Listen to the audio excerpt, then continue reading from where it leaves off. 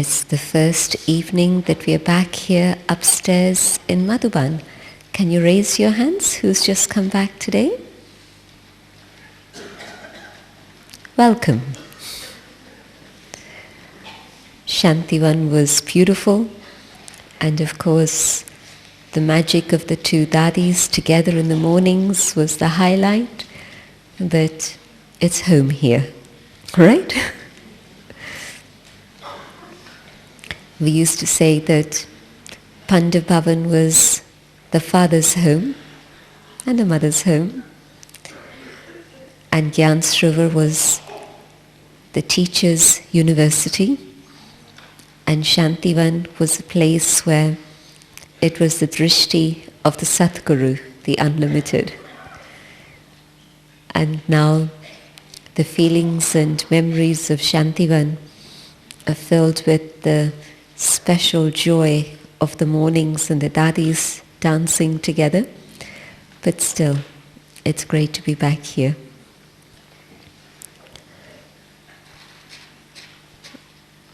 And all of us were there to hear Baba ask us if we wanted to make this promise, not just by raising our hands, but the promise in our mind.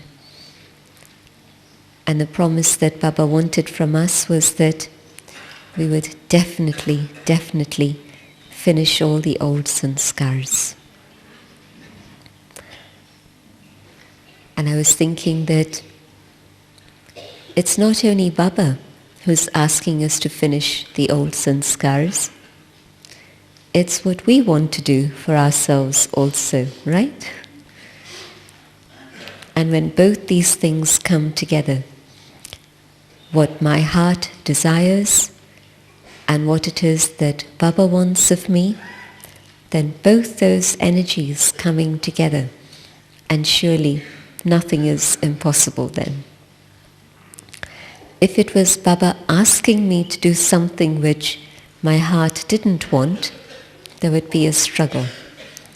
And at times, out of the feeling of love and loyalty to Baba, I would say, yes, I should, but my heart would be pulling somewhere else. And so I wouldn't be able to achieve it. Because when energy gets divided in this struggle, what Baba wants of me and what I want for myself, then how can Baba help me reach the goal? But if Baba is saying, I want you to come to perfection, and my heart's desire also is that I want to come to perfection, then both energies coming together carry me forward, and it's not difficult. And so I think really the question is, yes, Baba has expressed all his hopes and desires for us, but is it something that I want for myself? Really, it's a question. And if the answer, when I sit with myself alone in silence, just me and Baba and nobody else, not 5,000 other people, but just me and Baba, and I genuinely ask myself the question, what is it that I really want? And if the answer from my heart is, my own heart's desire is that I would like to attain perfection, then really I don't see that anything can be a barrier anymore. And so Baba making us make that promise is actually making us ask ourselves the question, well, is this what I would really like? And if this is what I want, then I have a number of different guarantees from Baba. I have the guarantee that Baba's going to help me. And I loved it earlier this year when Baba said, if you make a commitment, if you have the courage, Baba's definitely going to give you a huge amount of help. And Baba said that both for self-progress as well as for service. I know that many of this group that is sitting here the group of souls were instruments for service in different places across the world.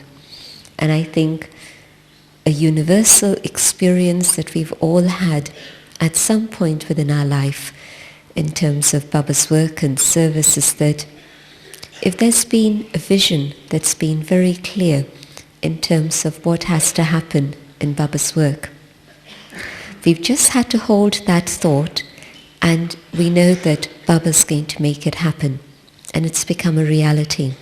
How many of you have had that experience?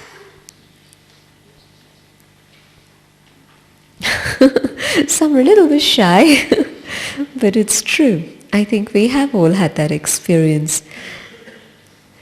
I remember, when was it? 1987, I think.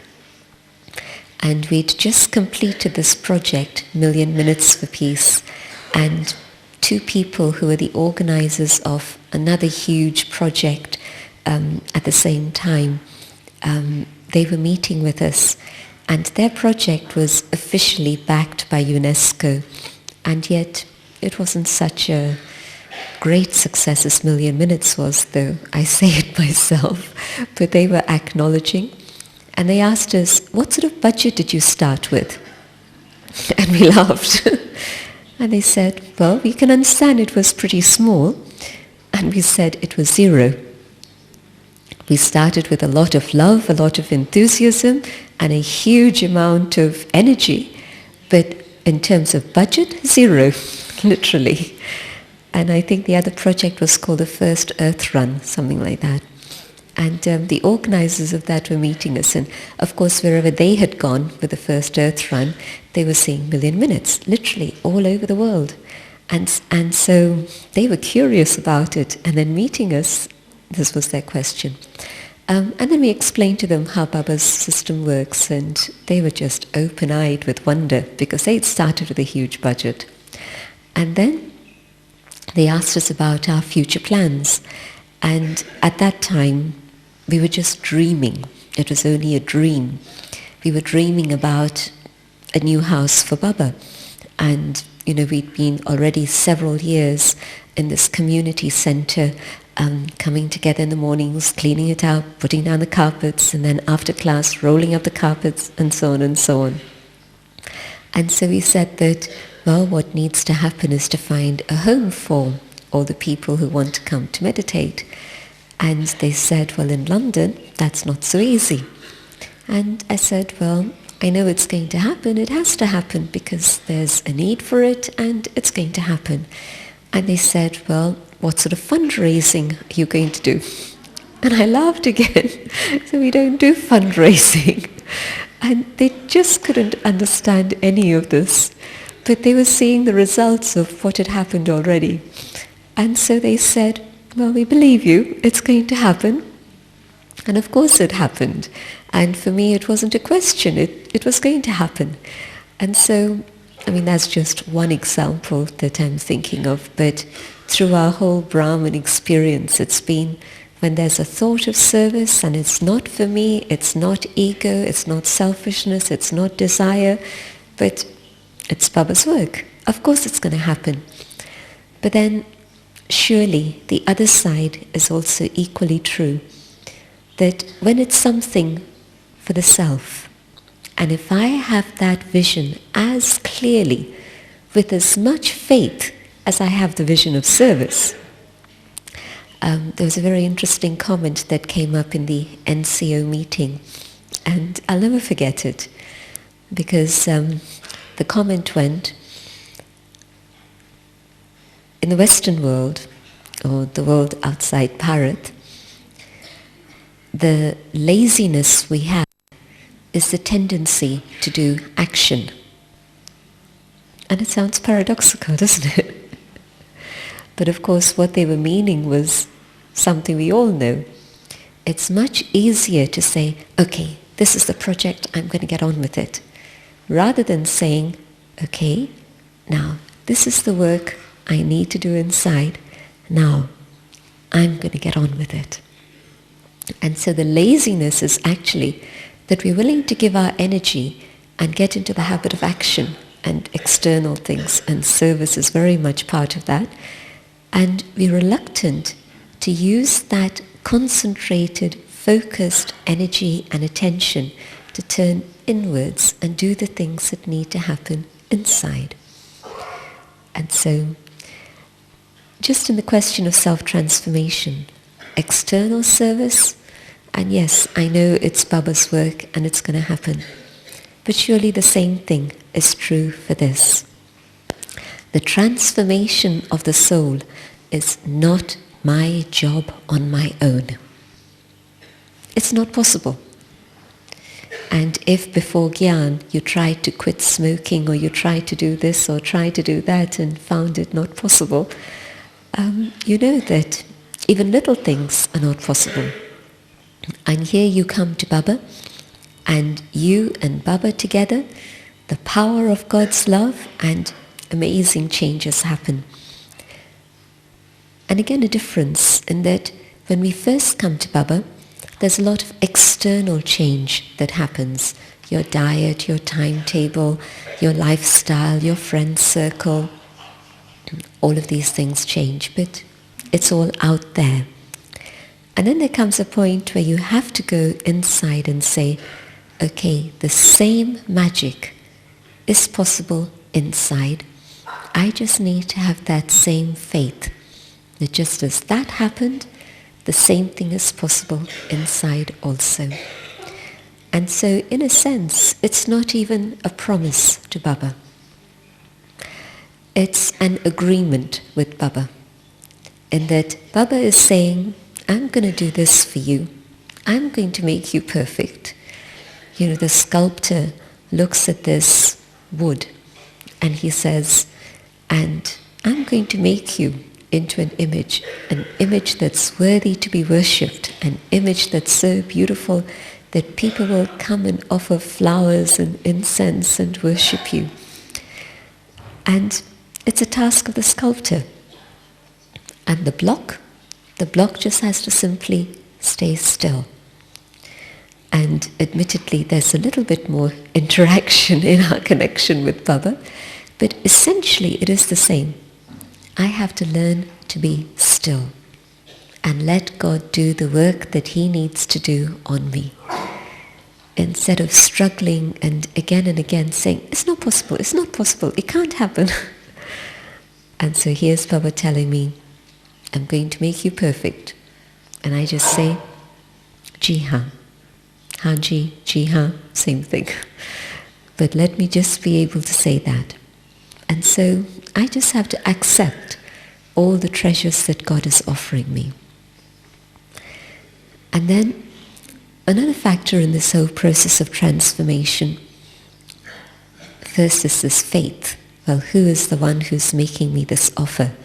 And so I'm saying yes to accepting that offer with that love and faith. But the second is my own love for Baba. Think back on your experiences of love, whether it was love as a child and the love you received from parents, or the love that you felt for your friends, or even the love that you felt for a particular subject at school, or the love that you felt for a particular hobby or an interest that you had, whatever it is. And then as time went on, love for other human beings or whoever, whatever. But every time there was that experience of love, then that love was so powerful that you didn't notice other things. You know, I remember as a child being so interested in reading novels, not wonderful books that would enlighten me, but just rubbish. But the interest in reading all of those books was so intense that I would think nothing of going to bed with a book at 9 o'clock at night, tell my mother I'm going to sleep early, and then spend the whole night reading and finish it off through the night. And then in the morning, you know, just after a short rest, be off to school again. And that was my interest. I was interested. And so you're willing to sacrifice sleep, and that's just a book. Imagine how much when you're receiving something from a human being in return. So the power of love and the experience that everybody has had, you're ready to sacrifice anything. And here, for Baba's sake, and it's not even sacrifice of something which is good, but rather it's sacrifice of whatever is the rubbish. I'm saying to Baba, yes, I'll be ready to give up all the sanskars that have caused me pain. And in a sense, it's even strange to talk about sacrificing something which is rubbish. Sometimes people are surprised that I've given up coffee. It's now been a few years, so I feel confident that it's not going to jump up back at me again. And so I can talk about it. But for many years, people said they felt very happy that I had this particular addiction because it gave them permission for their addictions too.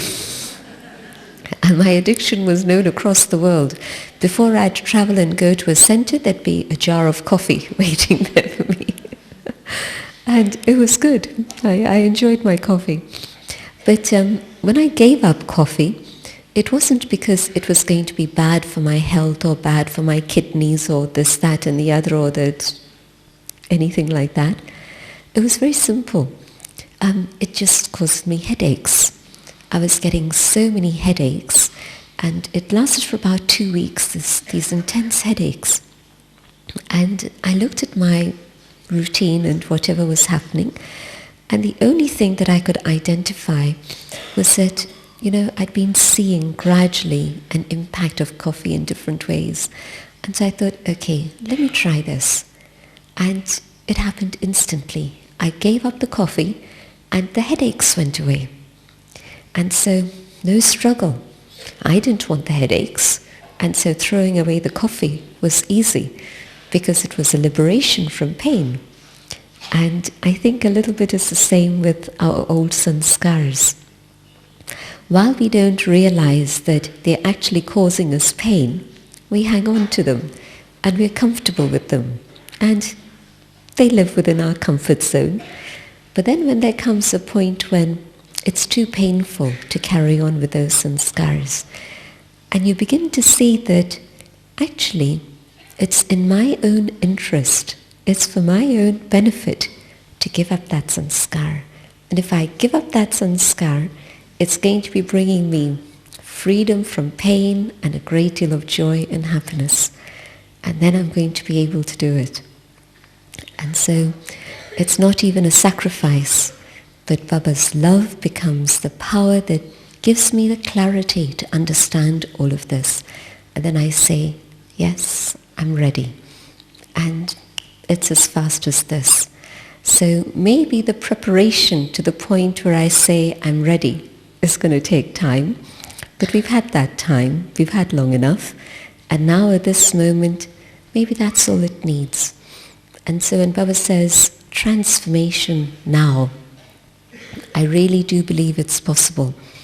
And it's not that it's just happening overnight. The process that has been leading up to that moment of realization has been, however long it is that I've been on the path of transformation. Maybe that started for me even before I came to Baba.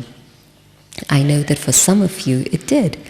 Lots and lots of Lokik experiences and transformation happening gradually, bringing you to that point where you were ready to come to Baba. For me, transformation started with Gyan, not before. But however long I've been on that path, coming to that point where today I say, now I realize all of that has been a preparation. And now at this moment, I'm ready. And so when Baba asks us to put up our hands, I think that there is a special magic that happens at that moment when I say yes to Baba. And it's not just that because everybody else is putting up their hands, I put up my hand too.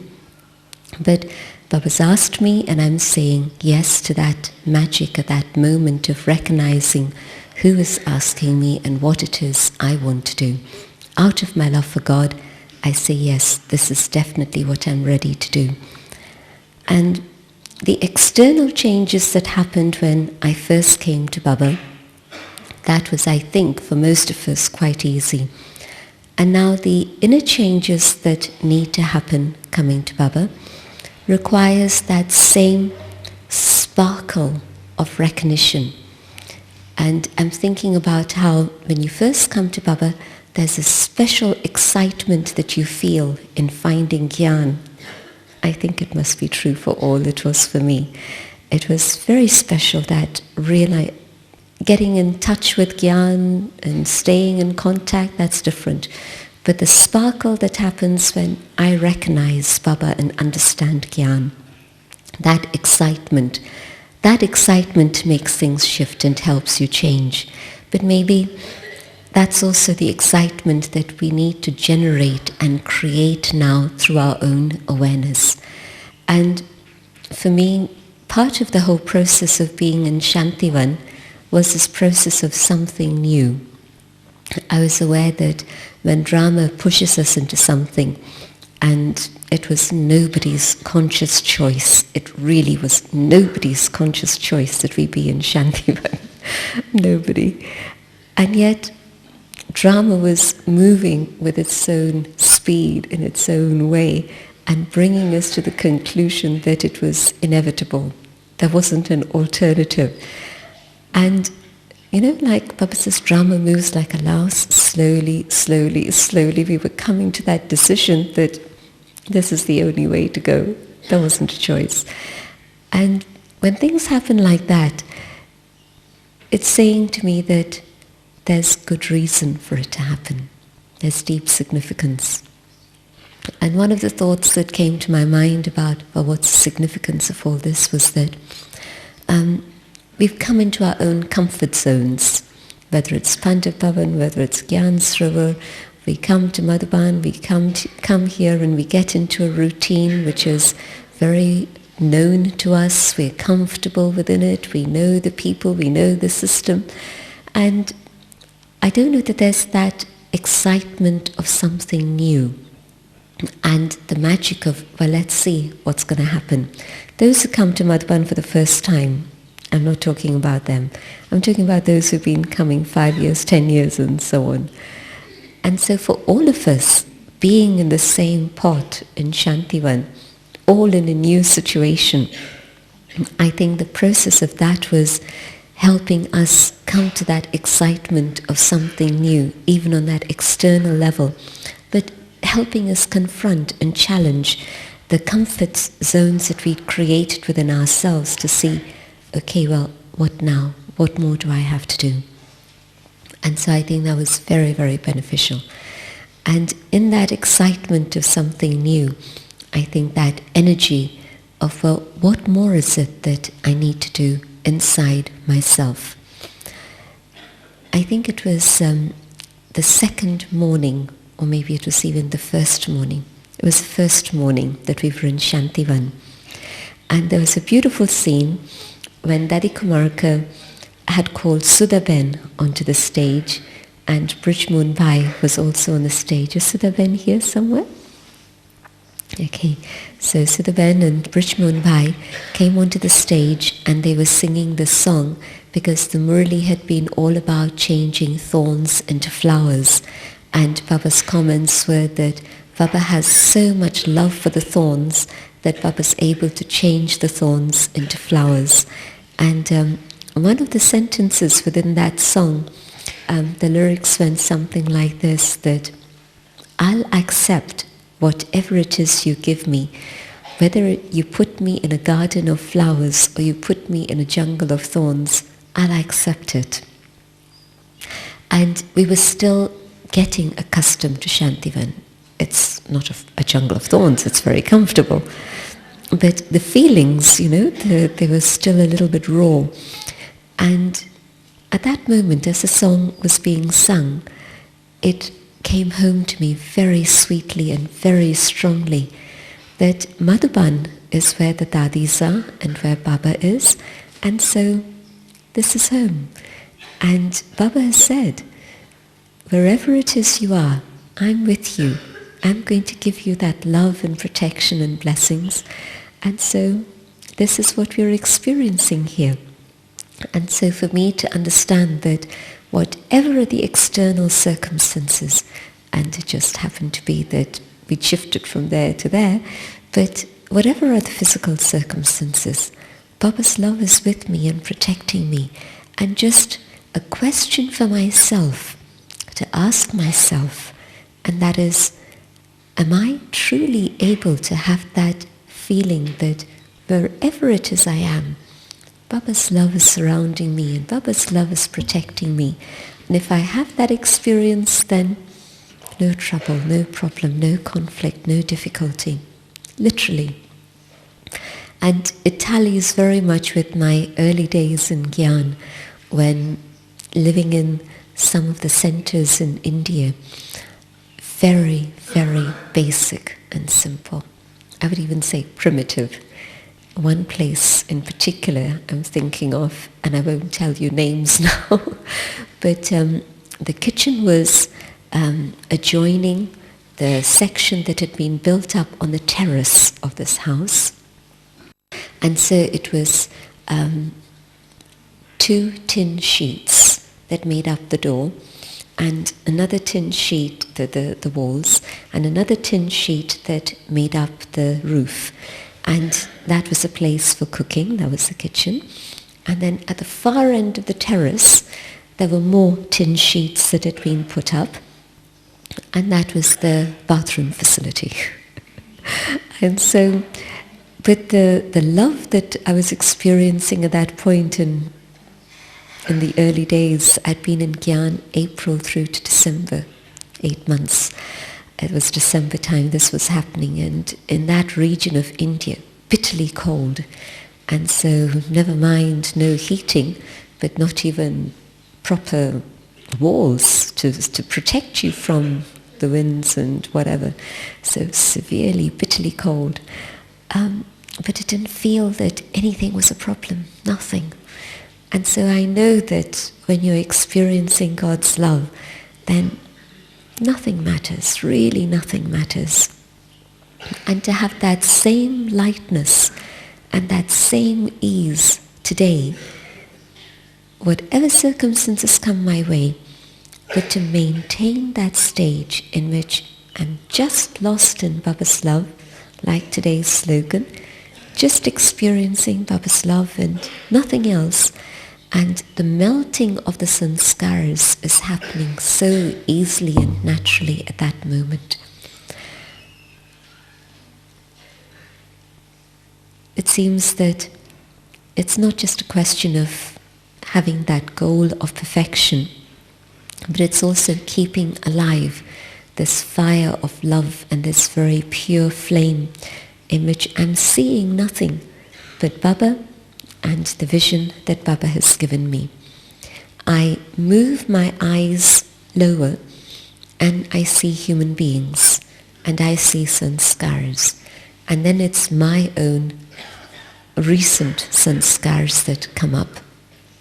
I don't even want to say old sanskars, because our experience again is that the original old sanskars are the sanskars of truth and beauty that are within the soul.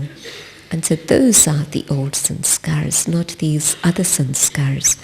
And so let me be able to connect with those original truth and beautiful sanskars that are there within the self. We had the opportunity of being with Dadi Gulzar a couple of times in the last few days, different groups.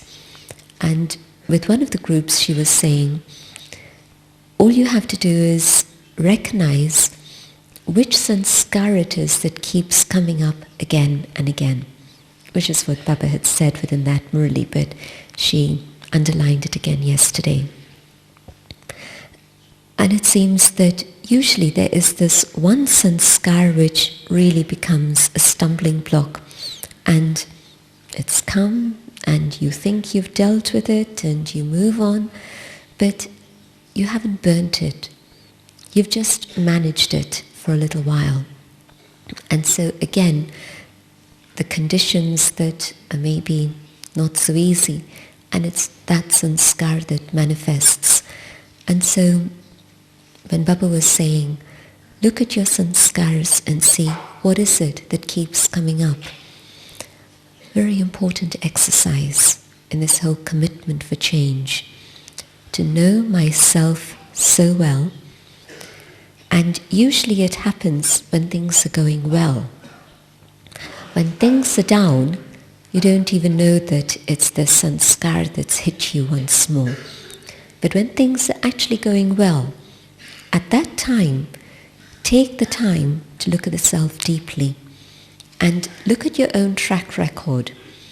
Yes, past is past and finished, but accounts are finished, but the lessons I need to learn from the past are important. Then I can let go. And so for me, when things are well, when I am stable, when I am high, when I am feeling Baba's love, in the security of that experience, when I'm fragile and things are shaking, it's difficult to see anything. But not then, but when I'm stable. Like here in Madhubal. Whilst you're here, everything's going well, things are going your way, and you feel intoxicated and you know that transformation is possible. Now this is the time to do this exercise. Look at your track record and see what are the sanskars that come up again and again. Maybe it's more than one, maybe it's one.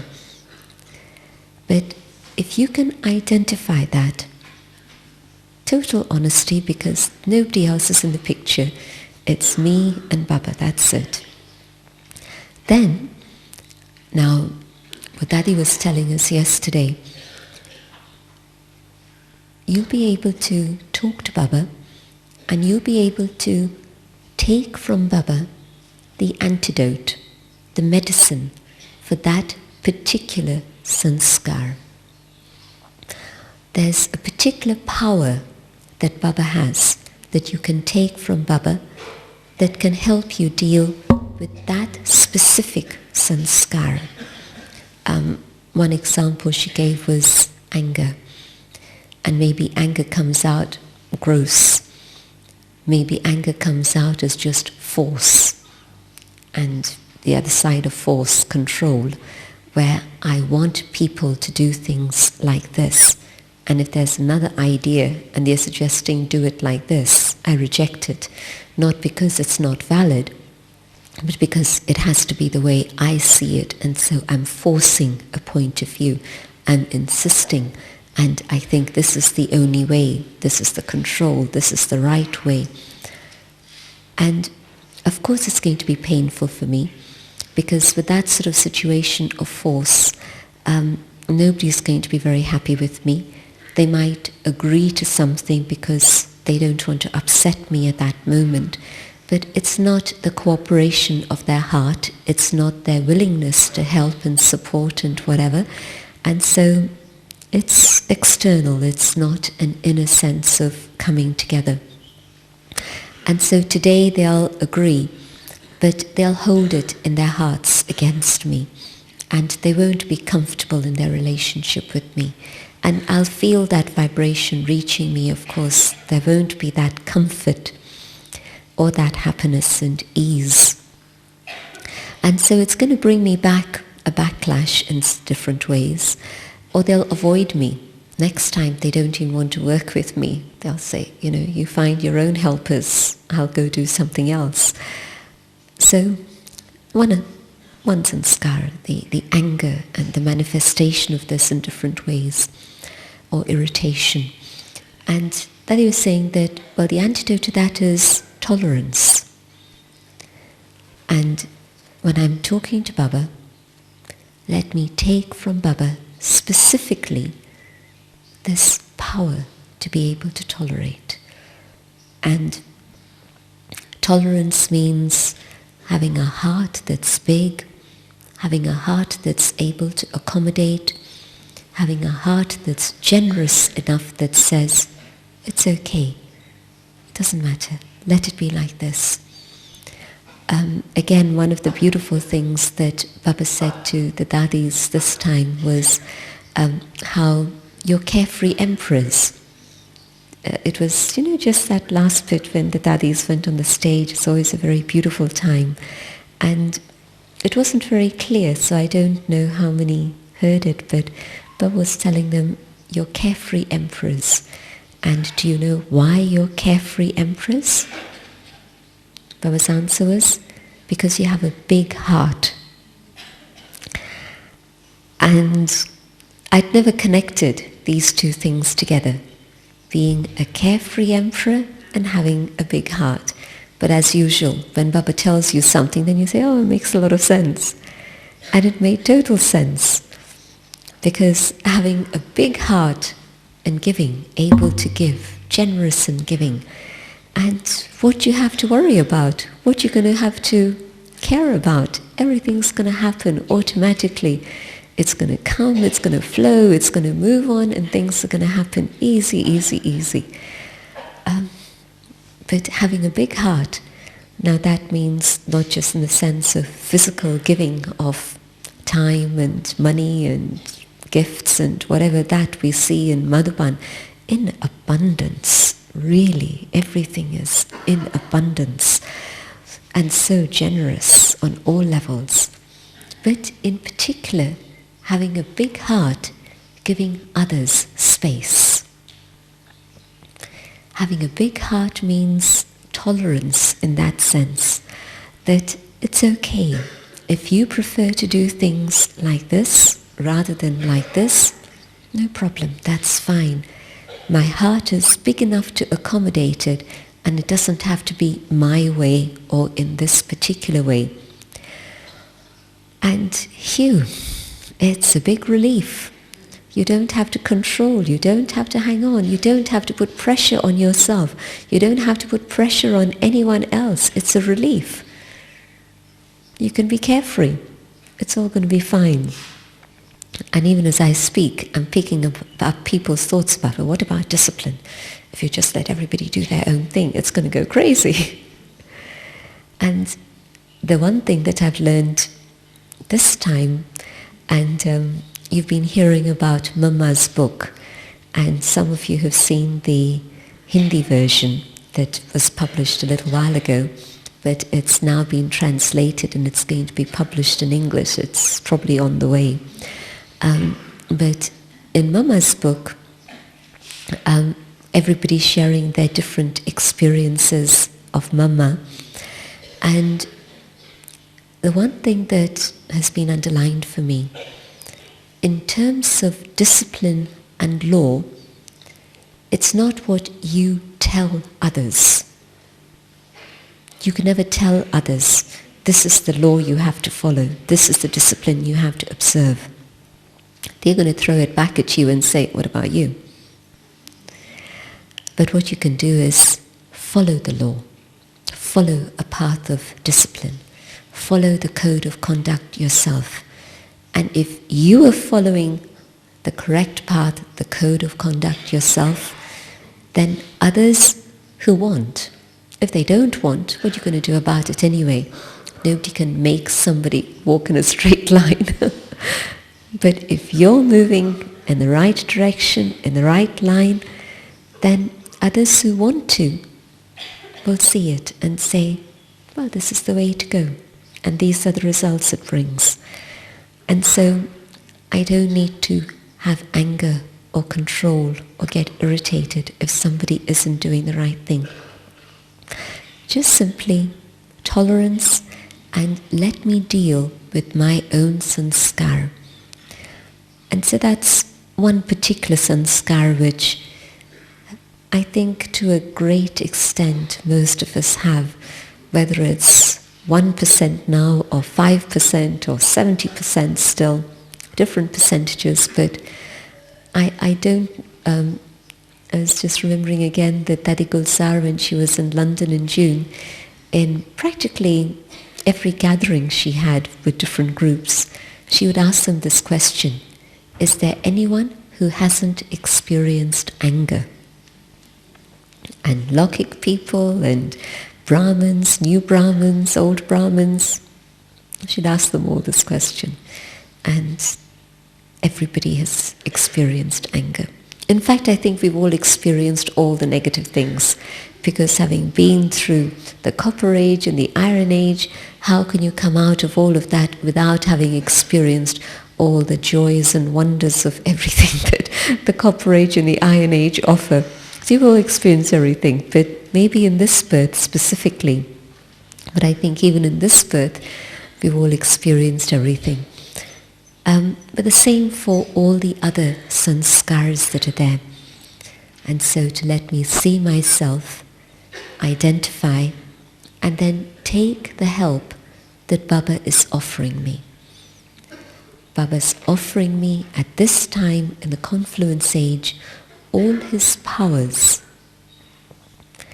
And it's very real. Sit with Baba and actually have that conscious thought of taking from Baba the power of purity, the power of love, whatever. And you'll feel Baba filling you with that. And it's not just an experience of that moment, but the longer you soak it in and absorb it within yourself, the more impact it will have through the whole day. And not even the whole day, but practice it for a few days. Do it as an exercise. And some of you are now at the point of departure from Madhapan, I know, but some still have several days to go. And so, whether here or whether on your journey or back home, wherever, but take up that inner project of dealing with even one particular sanskar that needs transformation, that you've identified as being the crux of your whole process, and work with it every day,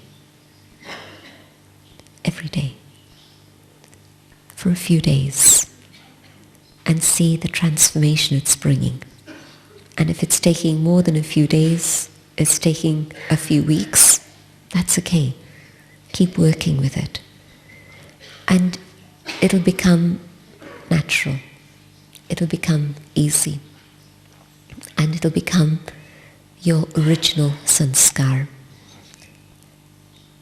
You know, Baba often asks us this question, do you have to think about something? Or is it something which is now totally natural for you? You don't have to think about it, it's the automatic response. And so as I uncover the other rubbish and throw it away, and I come to my original sanskars, then they're the ones that are so natural and spontaneous that it's these sanskars that are totally visible. I had the opportunity of taking drishti from Dadiji this morning before she left on her tour. At the time that she was saying goodbye, it was a big gathering of, I don't know, dozens and dozens of people. But I'd had an opportunity to be with her quietly just earlier than that sort of festive scene. And her drishti is of pure love, Baba's love and pure love. And it literally just melts the heart. And this is her original sanskar, that total state of pure love. Absolutely. And this is what she transmits. And those of you who were in Shantivan this morning, she did this gesture in which she was standing on the stage at the end, and she put her hand on her heart and she bowed down in front of us all. And it was a gesture of such humility, God's love shining through, and love for all of us. Again, you know, when people talk about detachment, and people see detachment as cold, but the process of detachment, soul consciousness, and the process of God's love coming in go together. You can't fill yourself with God's love if you haven't done the homework of soul consciousness and detachment from the limited. And in that process of filling yourself with God's love flows through and shines through. And you see a human being with all their frailties. Daddy Camargo is a human being, but yet an instrument to reveal God's love, just allowing the ocean to flow through her in such a magical way. And because she has that total love and that total confidence in who she is as God's child and God's instrument and that being of love, total humility and giving regard to others is so natural and easy. And literally at that moment, as I was seeing her, acknowledge everybody and bow in front of everyone, I thought, this is the same soul who has such authority that she'll give an order. I want you to have programs for hundreds of thousands of people. And within weeks of giving that instruction, everybody's got going. And there's 1, 2, 3 non-stop programs for hundreds and thousands of people that we saw last year all over India. Between her time of saying this, early January, and the time of the first program happening with 150,000 people in Ahmedabad was literally about 4 to 5 weeks. On a human level of logic, it's not possible. But here was Dadi, with that total spiritual authority, and now again telling us God's message has to get across to the world. No soul has to be without God's message, whether it's the villages, whether it's, you heard all that. But such authority and total humility. We are so fortunate that we see practical demonstrations of truths that are absolute truths, that people out there would say, but this is abstract, this is theory. And for us, not true, not so. It's a reality. We're seeing the examples in front of us. Amazing. So God's magic is at work, and we are seeing the transformation in other human beings, a whole line of them in front of us. And so I know it's possible. I'm taking God's power and God's help to make it happen in my own life, but I have to believe it. And if I believe it, it's going to make it. It's going to be possible. When Baba underlines for us this thing about, well, who are you? Aren't you those same souls who attained victory last Kalpa? Aren't you the same souls who attained self-sovereignty before? How many times? Remember it. This is when Baba said to us, do you have to make yourself remember, or is it a natural remembrance that I am that soul? I am that soul of victory. I am that soul of self-sovereignty. And so Baba's Murli is reminding us and emerging that memory.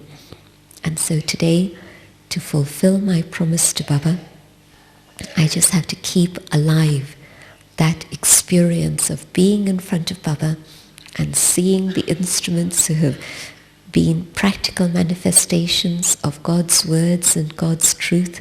And I know that this is where I belong. I don't belong out there in Kali Yuga.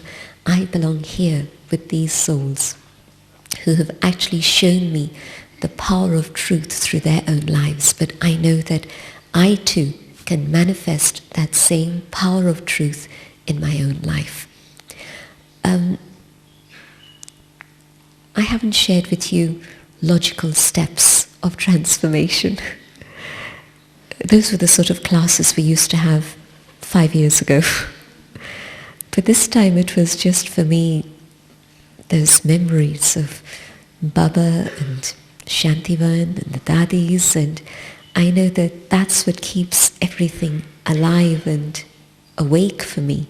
And if I keep those memories alive, then things shift and I move on a different level. I don't come back down onto the ordinary plane, but become ordinary and you come crashing down. But stay up above, and Baba's promise and your promise to Baba. Baba's promise to you, I'll make you perfect. And your promise to Baba, I will become perfect. You can feel it, and it happens fast. So experience that this year. I think this is the magic that Baba's promised us for this year. Om Shanti.